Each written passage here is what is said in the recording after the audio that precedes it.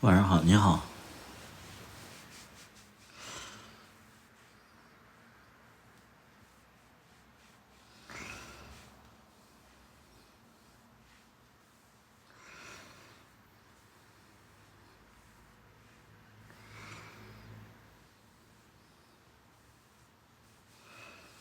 弟弟还没睡，弟弟刚睡醒。弟弟刚才划手机划睡着了，睡着了。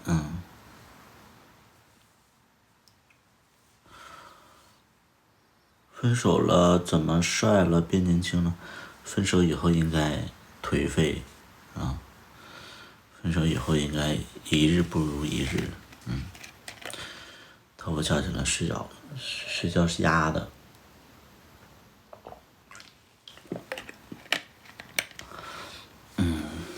睡着了。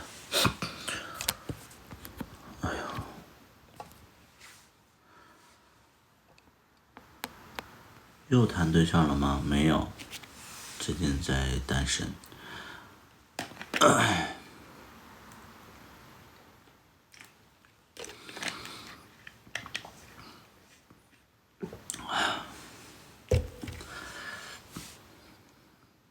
睡到12点多才醒。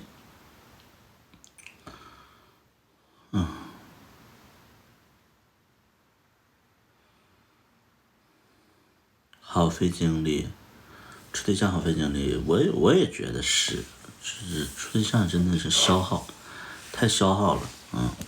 所以就是下次再开始的时候就是要三思啊，对不对？太消耗了，谈恋爱也是一个特别消耗的事儿。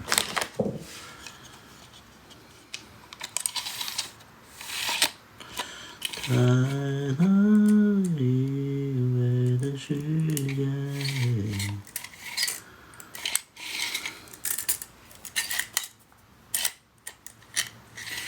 初恋最铭心刻骨。我不觉得啊，我觉得所有的感情都，就是我不分这些东西，我觉得所有的感情只要就是我谈的，我都觉得挺好，挺重要的。没有什么初恋怎么样，初恋，相对也没有。我觉得每段感情都是这样，每段感情都是认真的。不认真，能让我认为它是我的一段感情的，都是认真的。没有什么相对不相对。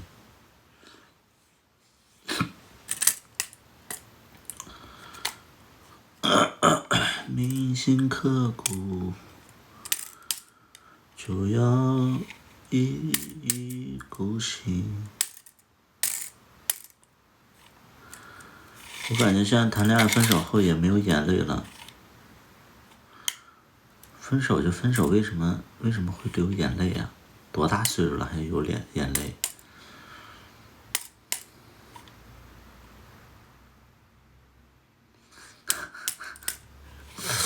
分手还得有眼泪？哎呦我的妈呀！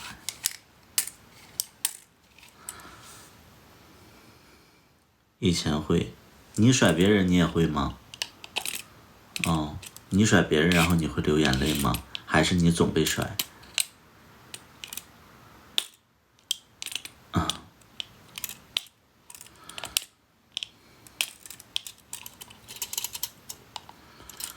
铭心刻骨。你刮完胡子不好看了，那你就不看吗？离开的左右里。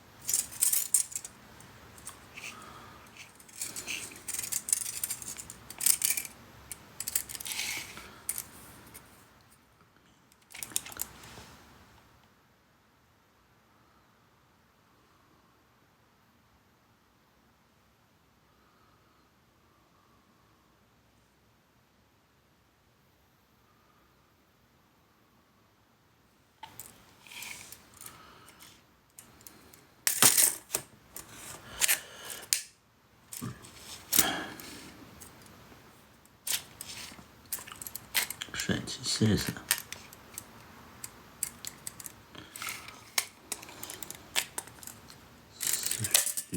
学。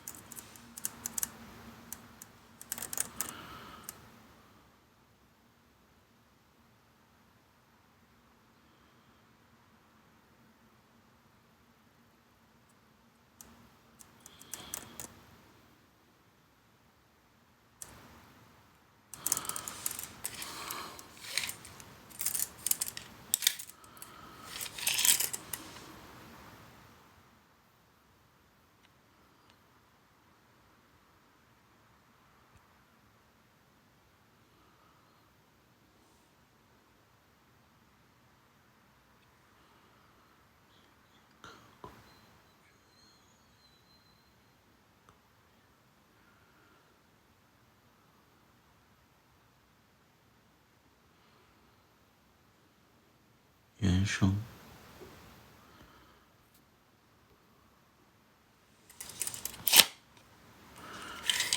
感觉你还可怜，什么意思？我还可怜，我怎么可怜呢？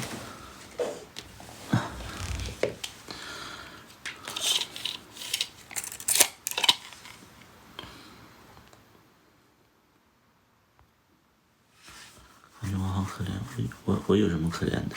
你说一说，你觉得我哪里可怜了？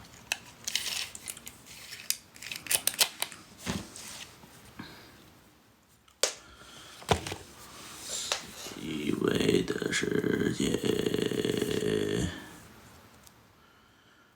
作用力。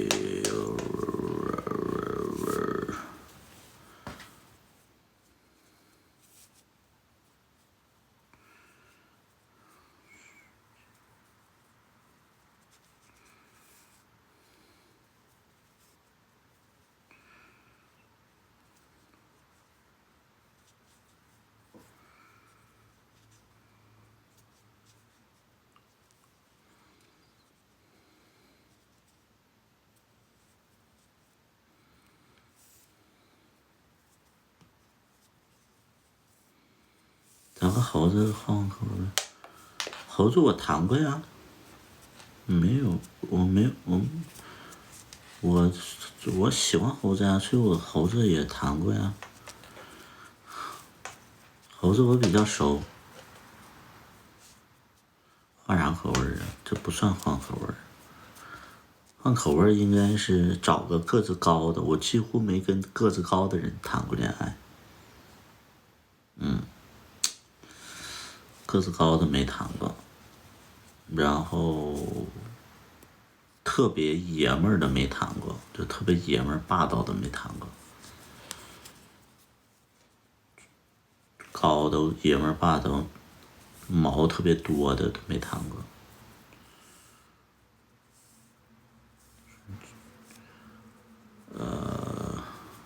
长头的没谈过。有需要介绍资源的吗？什么资源呢？有需要介绍资源的吗？什么资源？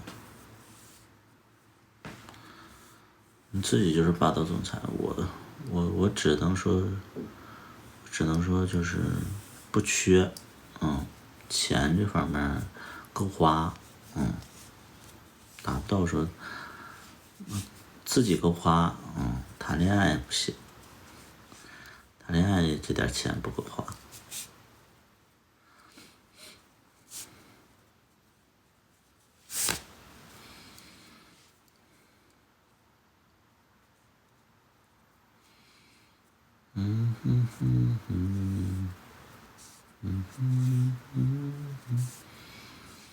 啥时候去日本？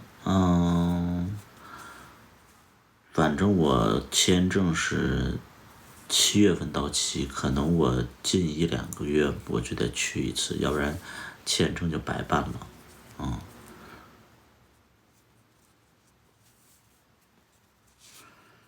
在自以为的世界。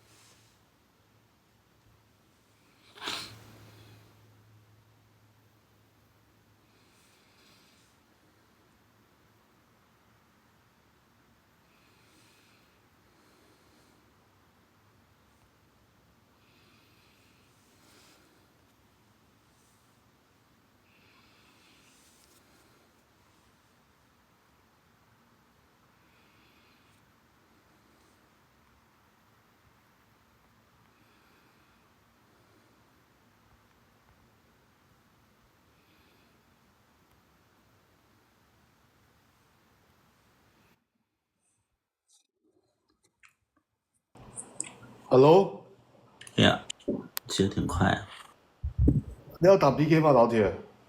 不打 PK，不打 PK，你要来采访我让我来采访你啊！你现在热度这么大，啊？我说你现在热度这么大，你要采访我吗？对啊，那你说吧，让你采访。啊，我能尺度有多大呀？我能采访你吗？随便啦，我无所谓啊。啊，主播上一次不爱是什么时候？啊？主播上一次独爱是什么时候？你有什么没有听懂？什么顶多户外？主播上一次独爱是什么时候？户外是什么意思啊？独爱就是都嘛，就是做嘛，嗯，哦，明白，我sorry，没反应过来。不告诉你那你看，那我采访什么？啊？对啊，我可以选择。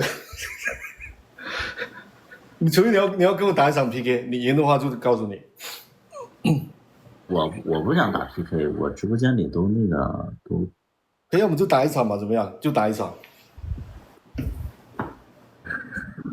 可以吗？行，打一场来吧。我问你你如果输我的话，我问你5个问题。如果我赢你的话，不，你赢我的话，你问我5个问题，可以吧？可以吗可以啊，来吧。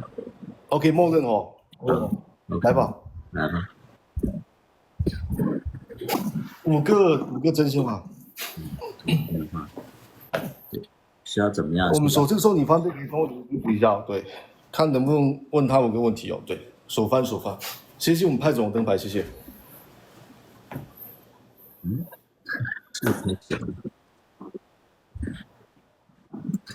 也是好起来，连到100里了，确实好起来。对，谢谢我们天竺小宝贝，感谢我们天竺小宝贝，谢谢我们的俊，谢谢我们的俊。那你估计谢谢我们的 Hop， 谢谢。谢谢2把刀的小心心。哇，本来刚穿西装的很尴尬，我跟你穿西装很尴尬，为什么会尴尬？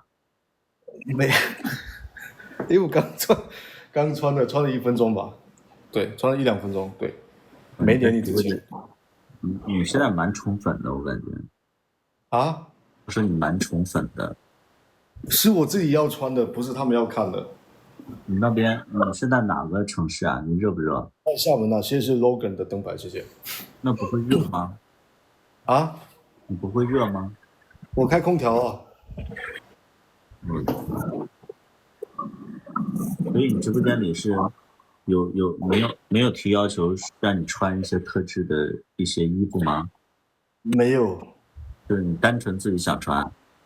对， OK，主要是我看数据嘛，他如果是穿的看的人多的话，我就比较会穿。对，其实有数据在那边的。也不是随便乱穿的，对。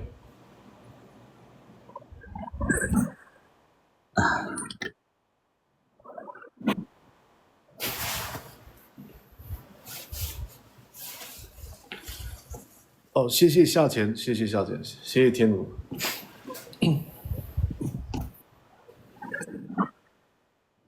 你不拉票吗？你不拉票吗？我拉啥呀？这大半夜的，而且我直播间里一直都不打 PK 呀，就跟你打吧。没事没事，反正你要被我问5个问题也无所谓哦。不会啊，你问呗。我现在就可以问你是吧？等输了吧，要不然一点那个意思都没有啊。谢谢景乐的小心心啊，就差那一会儿，是的，你新的剧什么时候拍啊？有没有打算？还没到问问题的时候啊。没有。OK。啊，你的意思就是那个问问题都是私人的，是不是？这个不算私人的，这就属于工作。这不算私人吧？这是对工作安排。我是在筹备，其实随时可以拍，因为北京好多做剧的人，对。哦，确实哦，对。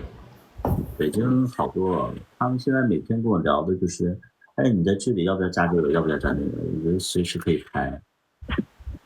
对。也无所谓。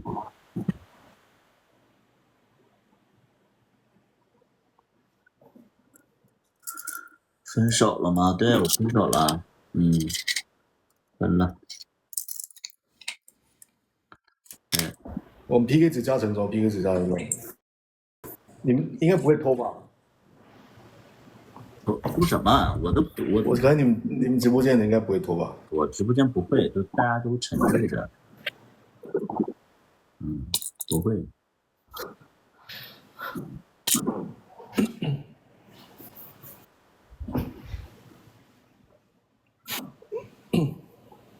欢迎的废柴小宝贝，废柴不是小宝贝。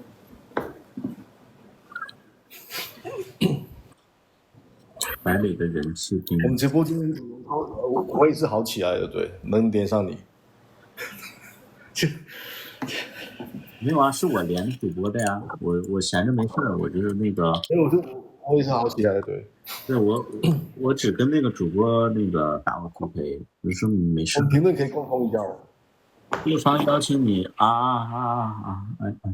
白里就是佛系，主要是和粉丝聊聊天。他确实很佛系啊，对啊。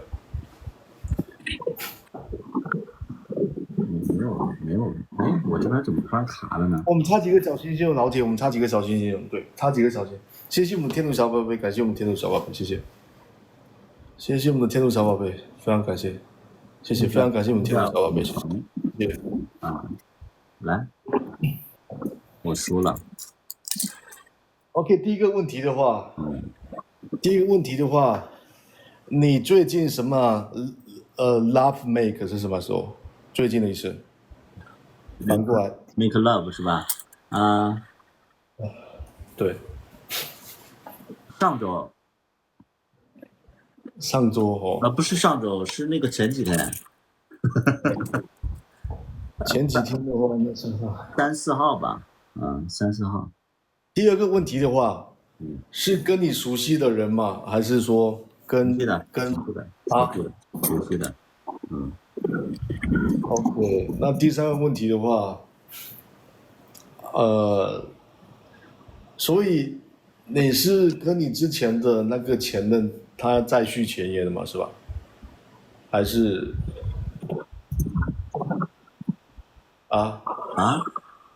你跟你那个前任是再续前缘吗？我觉得你问问题吧，就是好没有悬念，而且就是你问这个问题就是就很无聊啊！你什么时候做的？跟谁做的？然后什么就很无聊啊！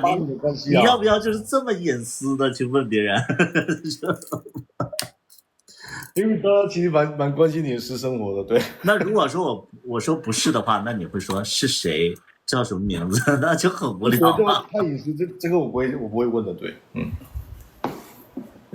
就很会逼人。你现在没对象是不是？谁啊？你啊，对啊，你要所以你要找所以找你要找找自身原因。所以逼得太我狠了，第四个问题的话，你们到底有没有分啊？来，啊，你们到底有没有分手？分了呀。OK，第五个问题，第五个问题我再补一刀来。第五个问题的话就是，如果你前任找你复合的话，有可能吗？来，话不要说的那么死，可能是有可能啊。有可能哦，对啊，有可能。那就差不多还是在一起了，对，祝福你。真好无聊，这个人。你们直播间人没机会了，老铁。你们如果想要追白的，已经没机会了。我本来我就我帮你们问了不容易大半夜赚点钱。我本来我就说我这几年不谈恋爱的，我起码我2-3年我不谈恋爱。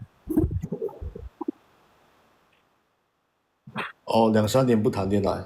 对啊，都没必要啊，我觉得谈恋爱很累啊。你现在向往爱情吗？你跟我说。啊？你现在向往爱情吗？我肯定向往，为啥不向往？你向往爱情，我一直都很向往，对。那你觉得你现在没找对象的主要原因是什么呀？啊？没找对象主要原因？对。有没有可能我一直在找？一直在找，然后没找着。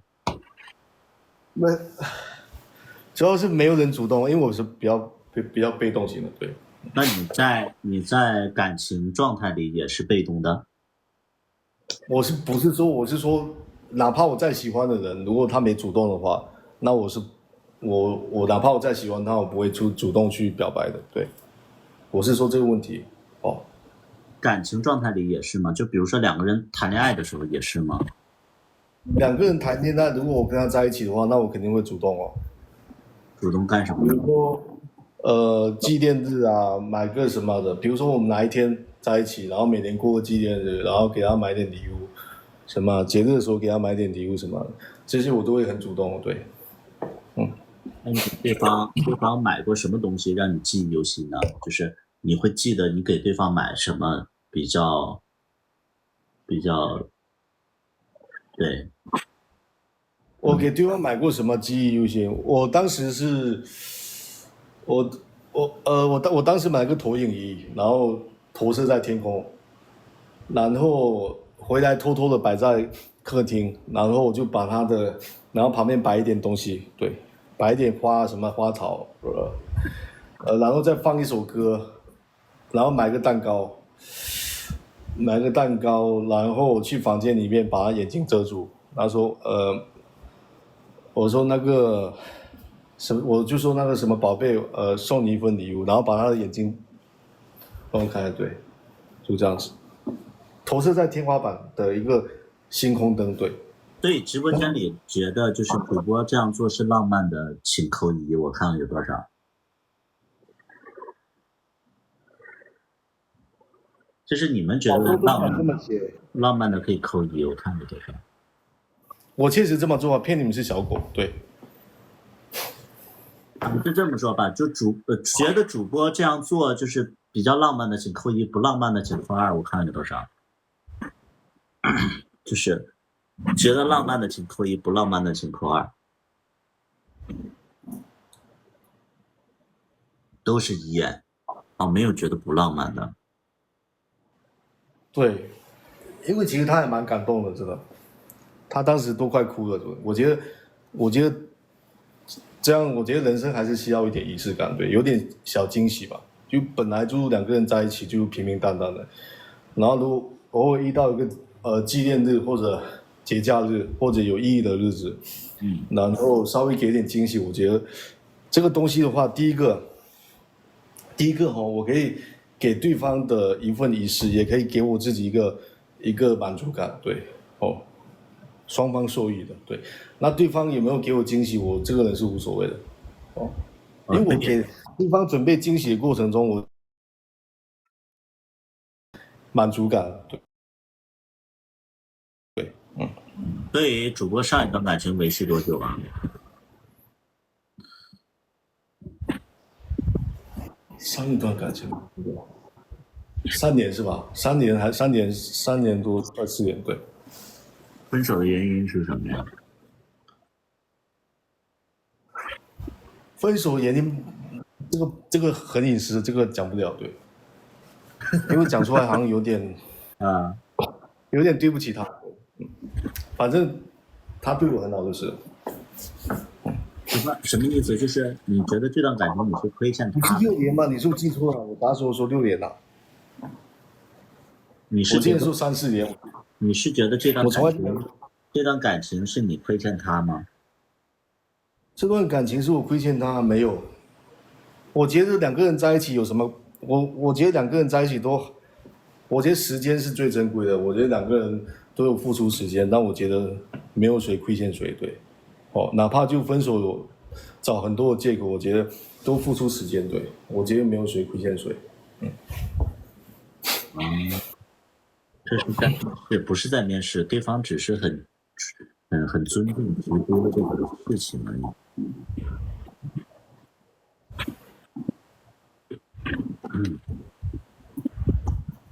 那我问你了，我问你可以吗？对啊。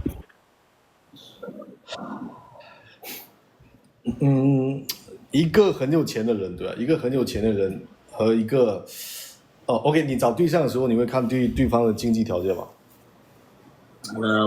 我的大脑是告诉我一定要看，但是实际上来讲啊，我不看，就是所以优先级里面一个是长相，还有我现在的优先级就是这个人得有趣。这个人有什么？有趣。有趣，对。但有趣的定义很难去定义啊。就你认为觉得有趣，那就有趣了，是吧？就有趣就是代表他情商比较高，而且就是性格比较就是就我觉得就是所有优秀的东西都是又符合大众的那种从众心理，但是又高于大众。我觉得这个就是在我就幽默感也是这样。对，幽默感也是这样，就是这个人情商又够，但是又不像大众那样那么俗的一个人，我觉得就是有趣的人。OK， 那像刚才比如说我给对方准备一份惊喜的话，如果这份惊喜给到你的话，你的一个想法是什么？我会觉得，我说实话吗？实话。我会觉得非常的无聊。所以我觉得，所以这个就是我和你的区别。对，咱俩就是对感情生活的一个理解不一样。对，区别对。我觉得我从我的角度来讲我觉得你这个爱情观有点不好。当你觉得无聊的时候，你知道吗？你这个爱情观其实是不好的，对吧？真的。对方给你惊喜，然后有付出的情况下，你为啥会觉得无聊了？只有一个情况，你不是那么喜欢他。我不是。如果你真的很喜欢对方的话，对方给你准备一份惊喜，你为啥会觉得无聊？我觉得这个逻辑在爱情上面是行不通的。可能是你是一个很理性的人对吧？就是我不是说我不喜欢对方，是我会觉得说，就是怎么说呢？就可能认知可能不在同一个阶段。对，就是可能认知不在同一个阶段。对，你看你对方说就没啊。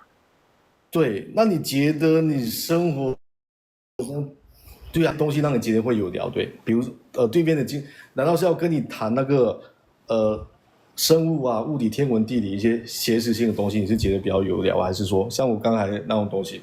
对，如果去哪边去取舍一下，你会选择哪一个？不是，你现在有一个误区，我也不是说为自己辩解，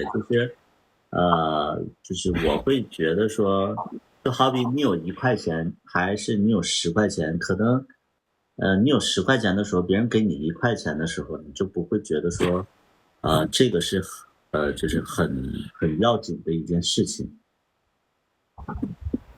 哦，明白你意思，但是很多东西不能用金钱去衡量。你有10块钱的情况下，别人给你一份，别人给你1块钱的话，你觉得不是很重要。嗯，对，那意思说对方假设你有10块钱，对方给你6块钱，那我就觉得这个分量很重，是吗？比如说你一条好几万的 LV 的腰带，不是，你会跟这个其实就取决于就是两个人的阶段是不是相同。就是我们谈恋爱的时候，我们可能找一个相对是就是跟自己同频或者说是同阶段的人，不太会找就是两个人可能差别特别、距离特别远的这么一个。就比如说，我会觉得说你刚才的一些行为让我觉得无聊的是什么？就是我不是说你这件事情无聊，是我觉得不，我不是说你做这件事情无聊，是我在面对这件事情我觉得无聊。为什么呢？因为首先我知道星空灯是多少钱，第二点呢，我觉得就是什么蒙住双眼，然后不让我看见，然后放歌，这些都算是就是就是就蛮比较蛮幼稚的，对吧？你想说蛮幼稚的，对，对，就是蛮幼稚的。有点电视剧里面的某个桥段，然后你觉得蛮幼稚的。对，是有这种感觉，就是我会觉得浪漫的东西是什么呢？就浪漫的东西是我知道他需要什么。浪漫的东西，当你觉得他需要什么，你觉得这种已经是很生活化了，对，很生活化的一个东西。对，生活化的东西的话，我觉得你这种可能就是特别电影化，但是我又是可能接触这些东西，也包括我可能想法比较多的一个人，可能这种想法在我的电影里边可能会出现，对吧？就是但是在生活里，我觉得它很电影化。对，那如果对方做了一顿你很喜欢吃的饭，你会觉得怎么样？什么？你说什么？如果对方做了一顿你很喜欢吃的饭，我会觉得很棒。就我可能觉得这样其实更难得，对，因为我觉得就是现在做饭的人特别少，就是可能大家都会做，但是可能都不做，都吃外卖。但是我觉得浪漫的事儿就是我下班了，然后他能做饭，我觉得两个人吃自己做的就很开心。对，那我觉得这种是一个很生活化的东西，因为对，可能就是我真的觉得你刚才做的这件事情，不是说你做的无聊，是因为就是你整个的你做的这件事情，对于我来讲的话，对于我这个阶段和这个年龄来讲的话，就是可能它比较不接地气。嗯，对，你跟白帝比还属于比较单纯的阶段，你认为浪漫的事情，在白帝眼里已经见怪不怪。对，我跟你讲，人如果一辈子能单纯，那其实是个好事。你的思想如果，我不是说浑浊哈，思想如果浑浊化的话，我觉得不是很好。对，人最珍贵的话就在单纯之处。当你的想的越多的时候，你的烦恼就越多。哦，当你为一个东西，比如说你为一个东西，你的想法很多的时候，你会揣测他的动机，揣测你对象的动机，揣测各种动机的时候，我觉得这个事情会相对的很可怕。对，我觉得单纯的去看一件事情，它所呈现的事情，我觉得这方面其实会更好一点。对，是，就是对啊，这个跟社会业力不一样。你们，我觉得直播间的朋友你要明白一点哦，社会业力这个东西不是说年纪越大他见的越多，或者他去过某个地方他见识越多。我们人生每个人的轨迹都是不一样的，你有的业力别人不一定有。假设一个人过很穷的日子，对你这一段经历，别人不一定有，对吧？富人不一定有，富人过了日子你穷人也不一定有。业力的话，不要用多和少来去评判，我觉得没有必要。对，每个人人生的轨迹都不一样。对，不是说我是认为这样子。对，我会的东西对方不一定会，他会的东西我也不一定会。OK，所以阅历不同，你觉得这句话可能是有一点点贬义吗？业力不同，对我来讲，我觉得有点我爸在跟我聊天的感觉。所以会让你有一点点。所以我爸每次你知道吗？我跟你讲，我每次跟我爸争起来的，争起来到最后我觉得他争不过我的时候，他都会用阅历。哦，你社会经验不够，你的业力不够，对，所以导致你的思想这样子，对，你现在还小，哦，你见识的你什么乱七八糟这种东西来做最后的一个结果的审判，我觉得对我来讲，对方才是优质的，对，对，社会经历这个东西，我跟你讲，不要去谈社会经历这个东西，对，哦。阶段不同，那他觉得他的阶段比我更前一点，还是比我更后一点？来，这个海娜你可以回答一下来。阶段不同的话，你是说我没有到他那个阶段，还是说我后面的阶段会经历他那个阶段？我们先把这个逻辑给理清楚哦。对，哦，我没头脑，我跟你讲，不要根据年龄去判断你的业力，对吧？不要根据年龄去判断对方的业力，没有意义的哦。这跟谈恋爱次数有关系，这次还是谈的次数太少。我跟你讲，你们为什么会陷入到这种陷阱里面？你们觉得次数少、经验少、阅历少、年龄少，就去决定一件事情？我跟你讲，大家都是年轻人了，对吧？不是说都年轻人，大家也没那么老，对吧？也没有什么70、80岁，对，我们思想也没那么固化，哦，还是要改变一下，不然你永远都会活得很累的，对，哦，思想单纯一点，哦。不要去太揣摩对方的动机，对。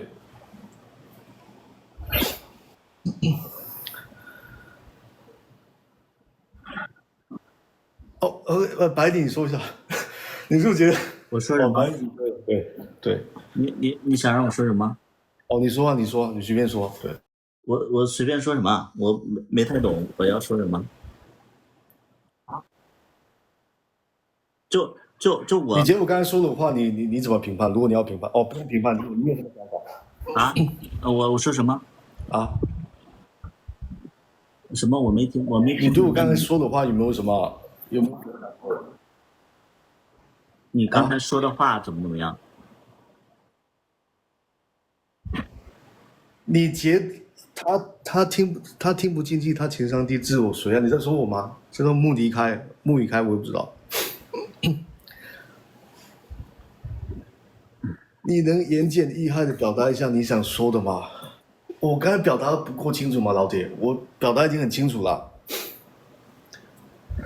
其实我觉得你直播间里有一个人，我其实觉得你直播间里有一个人说的就是蛮中肯的，就是我其实挺想让你去看看他怎么说的，就是他就是这位就是你直播间的这个粉丝，他没有站在任何人的角度，他说的蛮中肯的，就是叫博学而笃志啊，博学而笃志，我觉得他说的还蛮中肯的，就这跟谈恋爱次数有关系，测试还是谈的次数太少，求招比较容易感动的这种。现在能让白里感动的经历估计很难。他这句话其实有道理，对，有道理。我就说你刚才的一大段可能就是你没有看那个就是这个叫什么？他这个其实是有道理哦，跟谈恋爱的次数有关。但是你知道吗？有些人谈恋爱不管多少次，他都会被感动。这个跟人的性格还有人出生的基因有关系的，真的。哦，你谈恋爱的次数多，你就比较冷血嘛。你谈恋爱的次数多，你就比较不会感动嘛。这个没有逻辑关系啊，这个没有线性的关系啊，老铁，你自己去看一下。哦。现在能让白里感动的经历估计很难，那确实哦，对他可能有经历过什么样的东西，对。但是我从刚才他的话里面，我可以评判出来是吧？评判出来你应该很难遇到一个能让你感动的哦，能感动你的人了。以后我觉得很容易啊，只要就是自己没经历过的事情，我觉得都会让我感动啊。那确实，那还是对爱情还有很大的那个渴望。对吧？我一直在说的，就是每个人不同的阶段，就是每一个不同的阶段，可能对这个事情的理解不同。还是举一个特别简单的例子，就是举一个非常简单的例子啊，就是我家小的时候，我家条件比较不好，所以我家呢3个孩子，然后家里就没有水果吃。但是呢，我们旁边的邻居有一个小男孩家，他家是1个孩子，而且他家里条件比我家好，所以他家的那个水果放到烂都没有人吃，我们就会很诧异，就是他家为什么这个水果没有人吃呢？这么好吃的水果为什么没有人吃呢？当然他可能就习惯了，他就是习惯了，因为他家里就不缺水果，那我们这个家庭就是缺水果的。就是每个阶段这个情况是不一样的，所以但凡我家里要有水果的话，这也会让我开心。他家里要是有3个孩子跟他抢着吃，他也会开心。明白。其实主要原因还是就大家经历不一样，感受不一样，真的，所以3观也是不一样的。这个对，确实不管怎么样，大家也没有说对错之分，对，明白。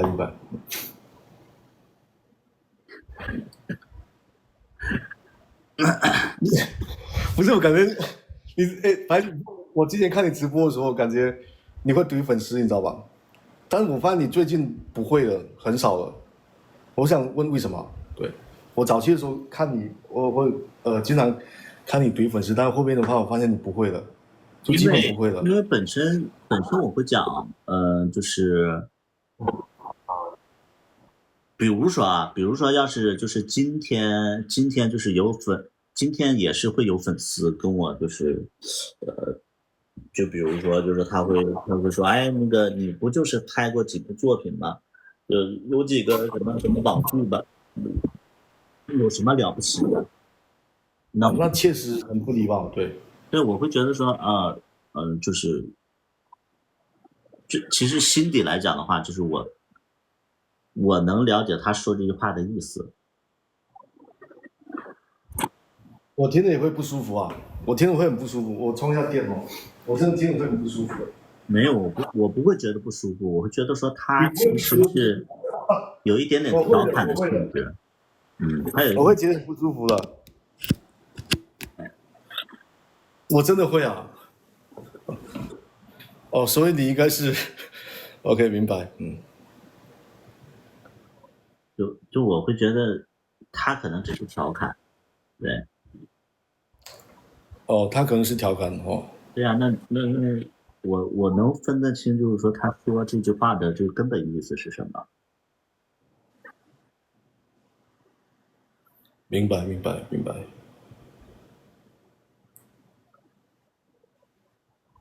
车也是好起来了不？就是我是好起来，对。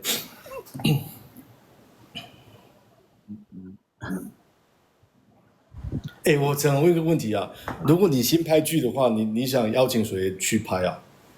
有没有意向的人啊？我暂时没有，暂时没有意向。暂时没有。因为我觉得不是说所有人都适合拍嘛，有的人长得还不错，但是可能演戏一般，或者说他演得很好，但是他又不能出柜，所以就是这个还比较难。确实。对。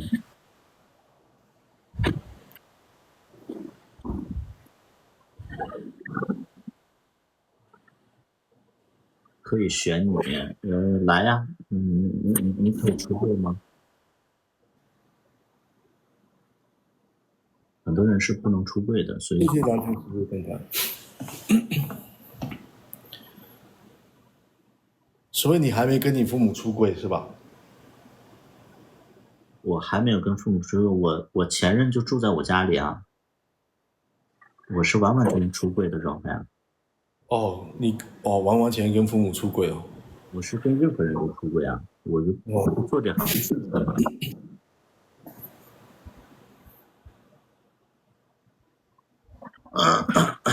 下一部戏有龙二吗？下一部戏不一定，因为可能龙二会有新的安排和计划。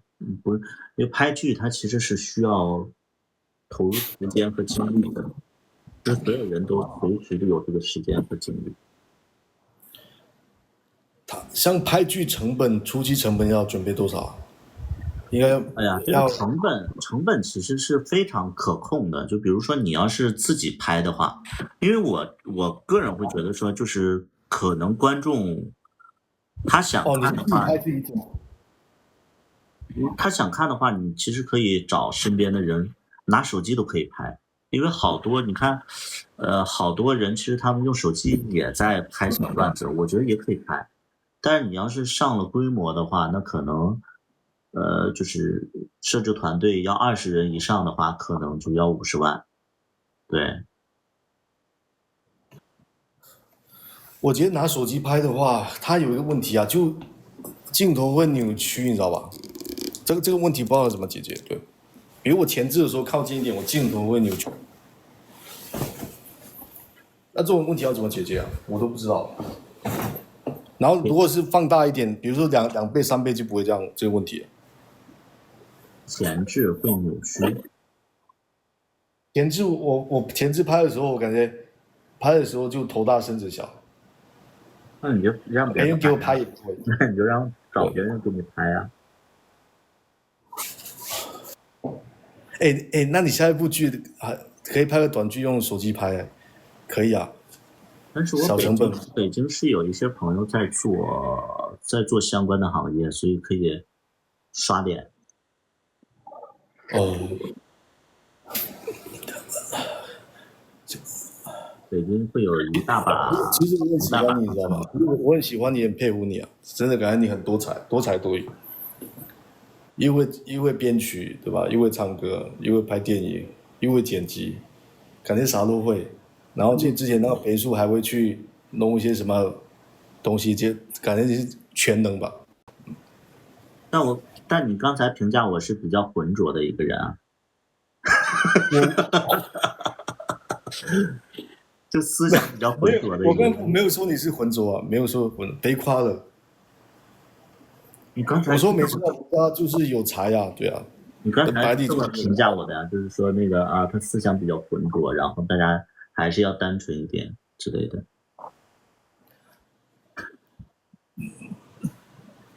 我不是说浑浊，浑浊前面我有解释哦，不是那个意思哦，对。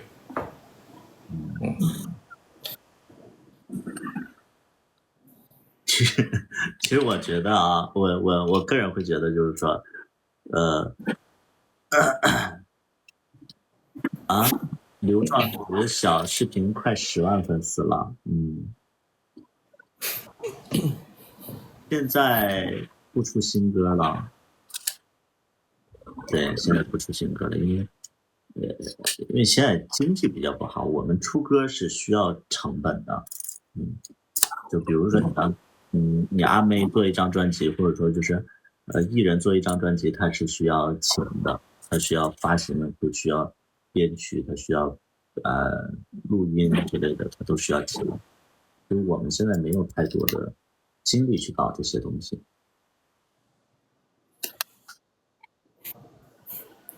我可以问你个问题吗？你说你能说出你身上的3个缺点吗？我身上3个缺点啊，我觉得最大的缺点，最大比较大的，对，相对比较大。是性格还是长相？性格吧，对。性格呀，性格我觉得我算是比较强势的人。第二点呢是会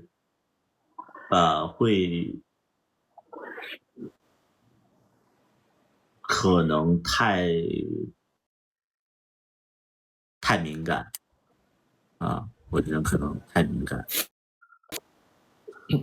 太敏感，什么意思？能不能举个例子啊？我有点 get 不到。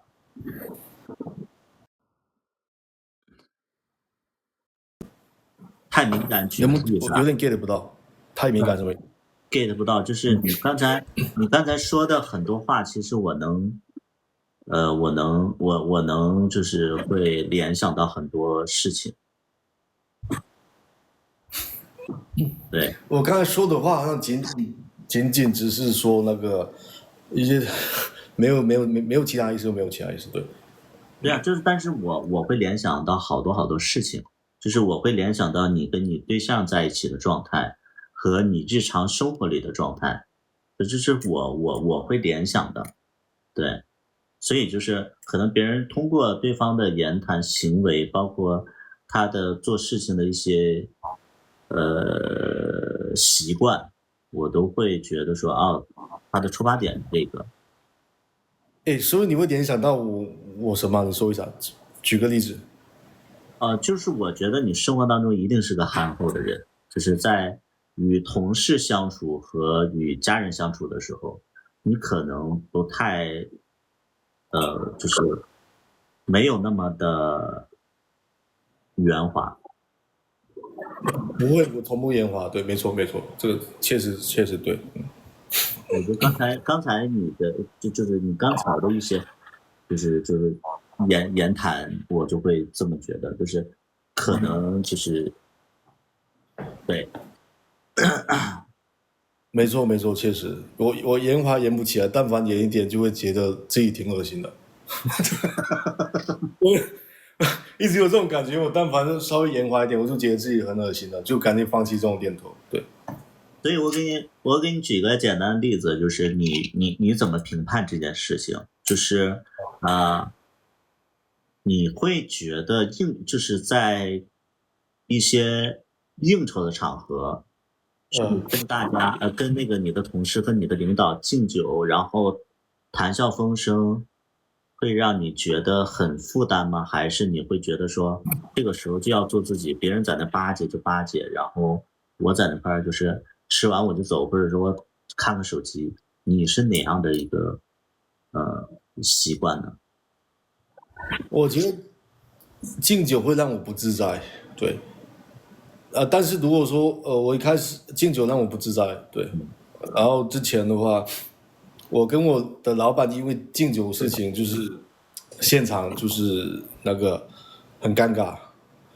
当时的话，我是以一个技术嘛去陪我们老板，然后他有个客户，对吧，然后那个客户跟我敬酒，哦，然后我说不好意思，那个我以茶代酒，对，哦，我以茶代酒，然后那个客户执意要喝酒，因为我本身酒精过敏比较严重，然后当时我也是很不好意思，我说以茶代酒，然后可能他就问了2次，然后我旁边我的老板就现场拍桌子，他说你今天不喝你也必须得喝，对。